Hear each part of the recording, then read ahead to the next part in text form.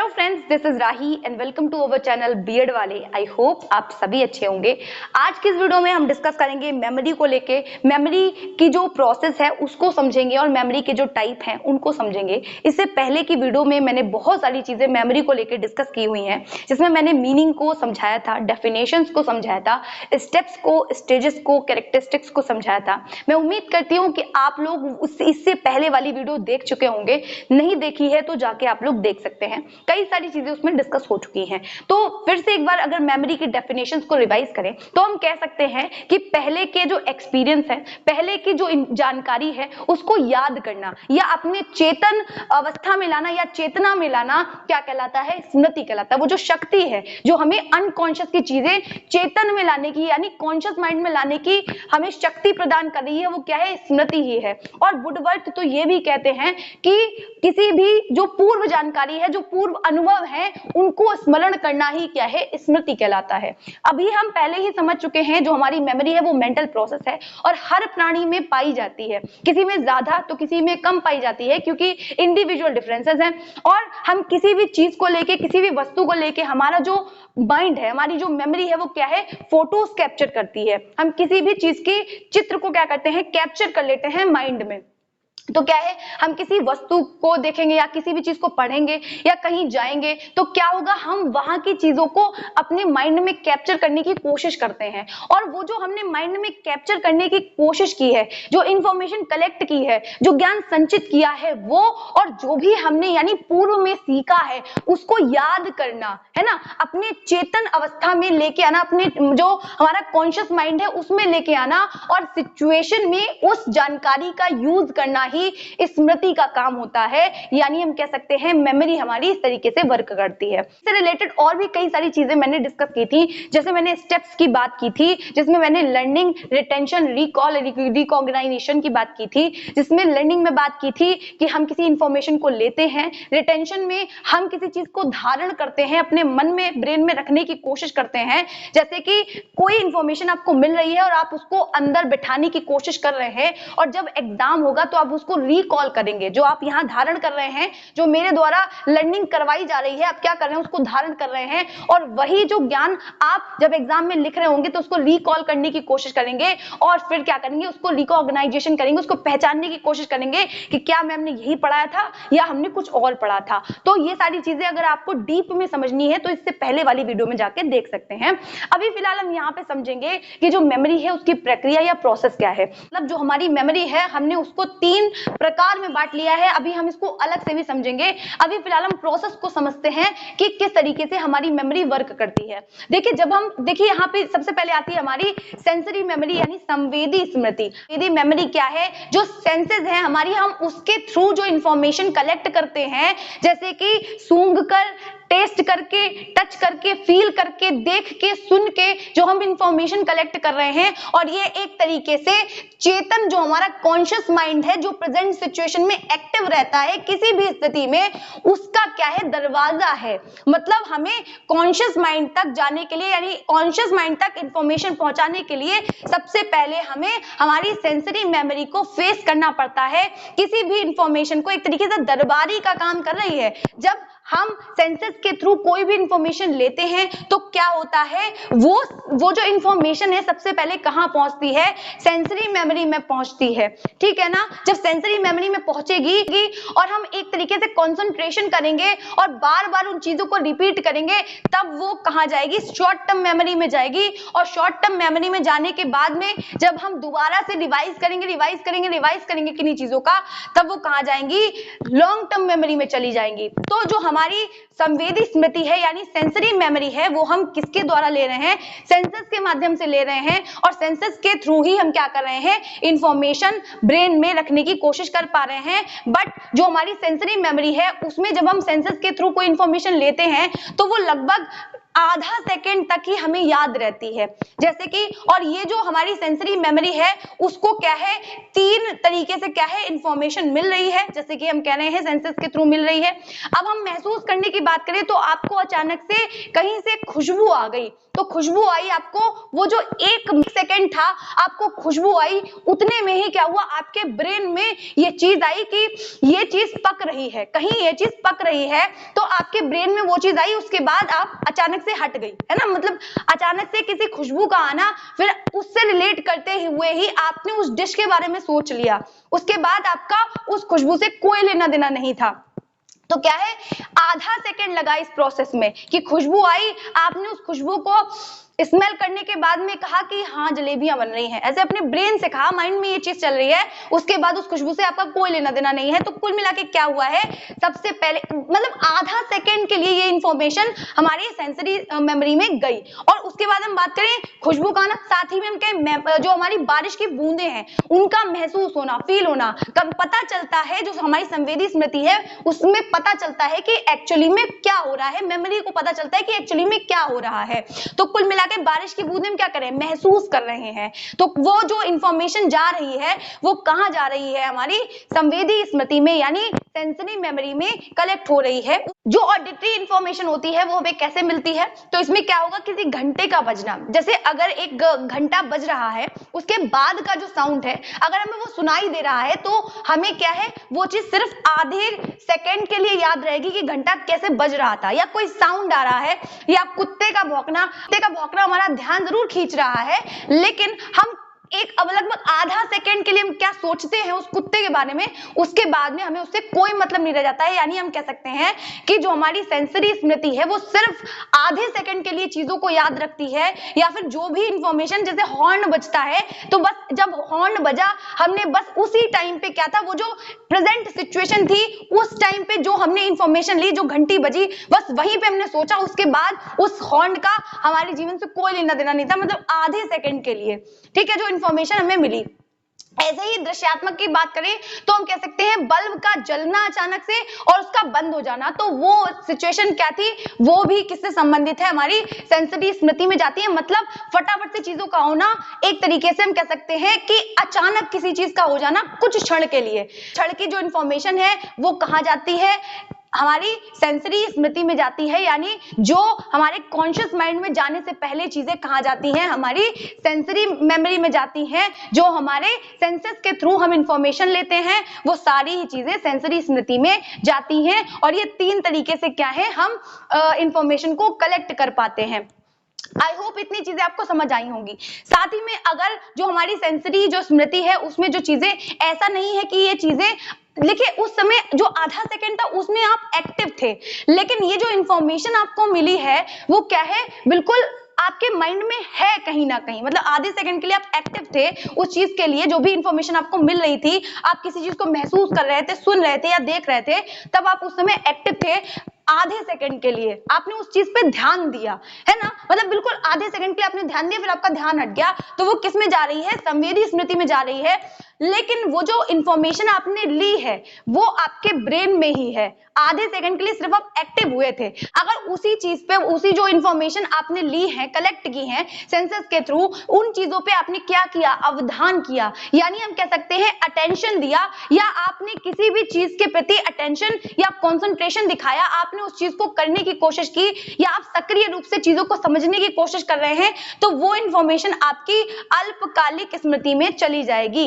अल्पकालिक स्मृति क्या है अभी हम आगे समझेंगे। साथ ही में जब अल्पकालिक जो स्मृति होती है वो 30 सेकंड तक ही आपको याद रहती है, यानी हम कह सकते हैं कि टीचर ने कुछ बताया बच्चों को और साथ ही में तुरंत बच्चों से क्वेश्चन पुट कर लिया, मतलब कहा कि अब बताओ, तो फटाफट से बच्चे बता देंगे उस चीज के बारे में, लेकिन कुछ समय के बाद अगर आप उनसे पूछेंगे उसी टॉपिक को लेकर जो आपने पहले पढ़ाया था, तो बच्चों को वो चीज याद नहीं होगी। यानी ये वाली जो मेमोरी है, जो अल्पकालिक स्मृति है, वो तुरंत का तुरंत बताया जाने वाली स्मृति है। मतलब जैसे आपने कुछ सुना और उसने पूछा तो आपने डायरेक्ट बता दिया, तो यानी वो किसमें जाती है, हमारी शॉर्ट टर्म मेमोरी में जाती है, हमें कुछ समय के लिए चीजें याद रहती हैं, बाकी हम भूल जाते हैं। तो ऐसे ही क्या है, अल्पकालिक मेमोरी होती है कि वो जो इंफॉर्मेशन मिल रही है उसे वो लगभग 30 सेकंड तक तो याद रहेगी, क्योंकि हम सारी ही चीजें याद नहीं रख सकते हैं। लेकिन अगर हम जो इंफॉर्मेशन हमें मिली है उसी इंफॉर्मेशन को हम डेली रिवाइज कर रहे हैं, डेली क्या कर रहे हैं, रिहर्सल कर रहे हैं, डेली पुनः स्मरण कर रहे हैं, किसी भी टॉपिक को हम डेली रिवाइज कर रहे हैं, तो वो क्या होगा, हमारी लॉन्ग टर्म मेमोरी में चला जाएगा, यानी दीर्घकालिक स्मृति में चला जाएगा। फिर जो स्मृति है वो हमें बहुत लंबे समय तक याद रहेगी। ऐसा नहीं है कि हमेशा याद रहे, और हमेशा भी याद रह सकती है कि अगर आप उन चीजों को बार बार रिहर्सल करते रहें तो क्या होगा, आपको वो जो स्मृति है आपकी वो लॉन्ग टर्म में चल सकती है। आई होप इतनी चीजें आपको समझ आई होंगी। तो चलिए अब हम लोग फटाफट से टाइप को भी देखते हैं। आई होप आपको प्रोसेस समझ में आया होगा, नहीं आया तो कमेंट सेक्शन में बताइएगा, फिर से उस टॉपिक को अलग से डिस्कस जरूर किया जाएगा। तो चलिए फटाफट से टाइप को देखते हैं कि जो मेमोरी है उसके टाइप क्या है। वैसे तो इसके जो मेन टाइप हैं वो 3 ही हैं। एक अभी हमने देखा था सांवेगिक स्मृति, दूसरा हमने देखा था शॉर्ट टर्म मेमोरी, फिर हमने तीसरा देखा था लॉन्ग टर्म मेमोरी। यानी जो 3 है वो इंपॉर्टेंट है। सबसे पहले हम सांवेगिक स्मृति की बात करें तो हम कह सकते हैं जो पूर्व के जो अनुभव हैं, जो पहले के जो एक्सपीरियंस हैं, उनको हम अपनी इंद्रियों के माध्यम से जल्दी प्राप्त कर लेते हैं, जल्दी समझ लेते हैं। लेकिन वो जो हम अनुभव कर रहे हैं वो कुछ क्षण के लिए है, कुछ समय के लिए ही है। जैसे कि हम कह सकते हैं कि हमने अपने सेंसेस से क्या किया, एक फूल की सुगंध को देखा, खुशबू को देखा। जब तक वो खुशबू हमारे सामने रहेगी हम कुछ समय के लिए ही पहचान पाएंगे कि ये कौन सी खुशबू है, कैसी खुशबू है, बट हम लगभग आधे सेकंड के बाद भूल जाएंगे कि उस चीज की खुशबू कैसी थी या वो कैसा दिखता था, फूल कैसा दिखता था। तो ये सारी चीजें क्या है, सांवेगिक स्मृति में आती है, जब हम अपने इंद्रियों के माध्यम से किसी भी जानकारी को क्या करते हैं, लेते हैं और एक तरीके से हम स्थायी करने की कोशिश करते हैं, और ये जो है वो चेतना का ही द्वार कहलाता है। यानी सबसे पहले जो सूचना है वो हमारी सेंसरी स्मृति में जाती है। यहाँ की जो इंफॉर्मेशन हम लेंगे या अपने सेंसेस के थ्रू जो भी इंफॉर्मेशन कलेक्ट करने की कोशिश करेंगे वो क्या है, लगभग आधे सेकंड के लिए ही हमें याद रहती है। तो वो क्या कहलाती है, सांवेगिक स्मृति कहलाती है। हो सकता है किसी चीज को सूंघकर, हो सकता है किसी चीज को देखकर, जो पहले के एक्सपीरियंस है उसके बेस पे बता देते हैं अपनी सेंसेस का यूज करके कि यहाँ ये गड़बड़ है। किसमें आ जाती है, सांवेगिक स्मृति में आ जाती है। अल्पकालिक स्मृति में वो वाली स्मृति आ जाती है जिसमें हम किसी भी जानकारी या सूचना को सुन रहे हैं और तुरंत का ही तुरंत बता दे रहे हैं। और अल्पकालिक स्मृति में लगभग हम केवल 30 सेकेंड तक ही किसी चीज को याद रख सकते हैं। अभी मैंने एग्जाम्पल दिया था कि टीचर द्वारा बच्चों को कुछ बताया गया और टीचर्स ने जस्ट वहीं पे क्या किया, क्वेश्चन पूछ लिए तो बच्चों ने बता दिए, है ना। उसी के बीच में, बताने के बीच में बच्चों से क्वेश्चन किए तो बच्चों ने बता दिए। लेकिन कुछ समय बाद क्या हुआ, टीचर ने कोई और टॉपिक पढ़ाया और फिर क्या किया, पहले वाले टॉपिक से रिलेटेड बच्चों से क्वेश्चन पुट किए तो क्या है, बच्चों को नहीं पता थे। क्यों?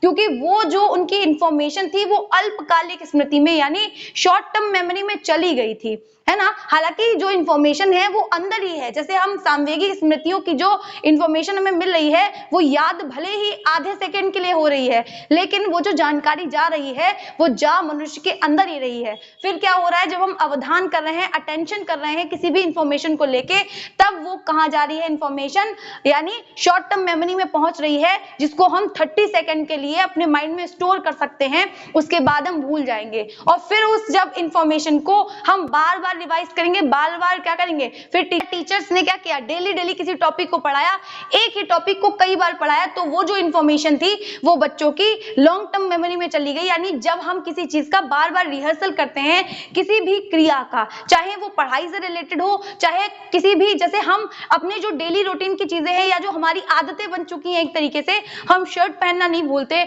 हम मॉर्निंग में जो भी मतलब एक्टिविटीज करते हैं या स्कूल जाते हैं या फिर पढ़ते हैं, अगर कोई पढ़ता है बैठ के, तो क्या है वो नहीं भूलता। क्यों? क्योंकि वो लॉन्ग टर्म मेमोरी में चली गई है ना। कुछ चीजें ऐसी होती हैं जो हम नहीं भूलते कि हमें, या फिर हमें फोन का यूज करना है तो उसमें कई सारे फंक्शन ऐसे होते हैं जो हम नहीं भूलते कि कैसे वर्क करते हैं, या हम अपना लॉन्ग पैटर्न नहीं भूलते। कई सारी चीजें हैं जो हम नहीं भूलते हैं, जो कहाँ चली जाती हैं, दीर्घकालिक स्मृति में, यानी लॉन्ग टर्म मेमोरी में चली गई, इसीलिए हमें वो चीजें याद रह रही हैं। कुल मिला के आपको बात समझ आई होगी कि जो जिन चीजों पे, जिन इंफॉर्मेशन पे हम कम काम करते हैं, कम ध्यान देते हैं वो हमारी शॉर्ट टर्म मेमोरी में चली जाती हैं, और जिन इंफॉर्मेशन को हम लगातार रिवाइज करते रहते हैं, जिन क्रियाओं को, जिन एक्सपीरियंस को हम बार बार दोहराते रहते हैं, वो हमारी लॉन्ग टर्म मेमोरी में चले जाते हैं।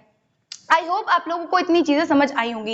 ये थे इसके मेन प्रकार। अभी कुछ अलग से भी प्रकार दिए गए हैं, पूछा भी जाता है, जैसे तात्कालिक स्मृति। हालांकि ये इसके अंदर ही इंक्लूड होते हैं, लेकिन हम इनको अलग से भी जान लेते हैं। तात्कालिक स्मृति का मतलब है इमीडिएट मेमोरी जो होती है ना, इसमें क्या होगा, तुरंत याद करना, बाद में भूल जाना। टीचर ने क्या कहा, बच्चों से याद करके लाए हो, तो बच्चे ने कहा नहीं, तो टीचर ने कहा चलो याद करो। बच्चे ने क्या किया, फटाफट से रटा और टीचर को सुनाया, और क्या हुआ, अलग हटा। फिर उसके बाद अगर टीचर दोबारा से पूछेगा तो उसे याद नहीं रह जाएगा। यानी तात्कालिक स्मृति में, तात्कालिक मेमोरी में क्या होगा, तुरंत का तुरंत रटा और सुनाया, उसके बाद कुछ भी याद नहीं रहा। तो ये किस तरीके की मेमोरी है, तात्कालिक मेमोरी है। बाद में स्थायी मेमोरी की बात करें तो परमानेंट, किसी भी यानी हमेशा के लिए याद रहना। इसमें भी जो हमारी आदतें हैं, जो हमारी हैबिट है, जो हमारे डेली रूटीन में हम चीजें करते हैं, ये किससे रिलेटेड है, एक तरीके से दीर्घकालिक मेमोरी से रिलेटेड है, जो हमारी स्थायी मेमोरी है, परमानेंट मेमोरी है। कुछ चीजें हम कभी नहीं भूलते क्योंकि हम उनका लगातार रिवीजन करते रहते हैं, डेली उन्हीं कामों को करते हैं,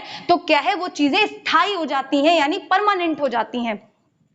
उसके बाद अगर हम बात करें एक्टिव मेमोरी, तो एक्टिव मेमोरी का मतलब यह है आवश्यकता पड़ने पर कोई भी चीज का याद आ जाना।